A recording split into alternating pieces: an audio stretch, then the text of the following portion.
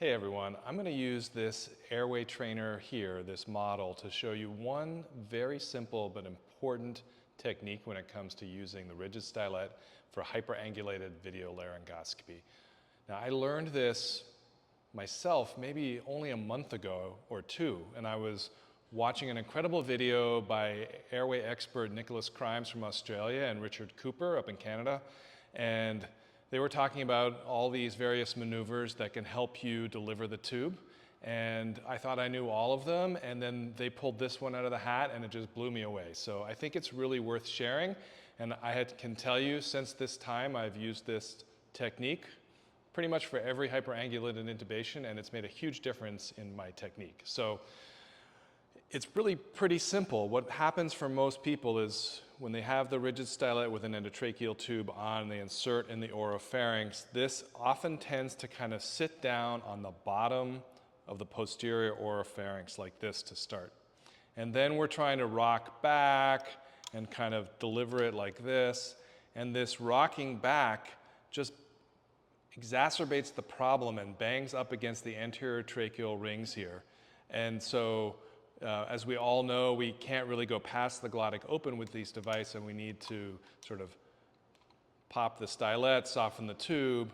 But there's another simpler technique that you can add to that whole package that will just align you with the trachea a little better and help you deliver the tube. And that's lifting up off of the posterior oropharynx.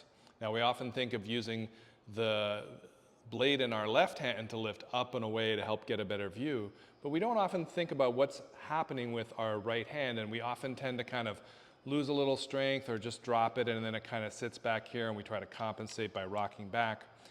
That simple maneuver of lifting up instead of rocking back, lifting up like this, really aligns you more with the axis of the trachea and would allow easier tube delivery.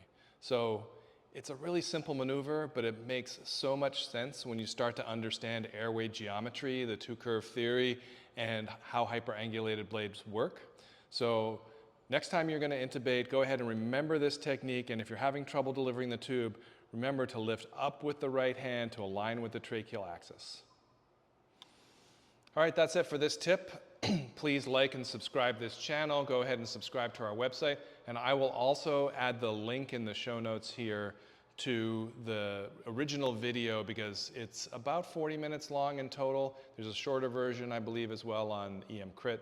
But the full video is definitely worth watching. And so if you got a spare 40, 45 minutes, you're going to learn a lot from that video.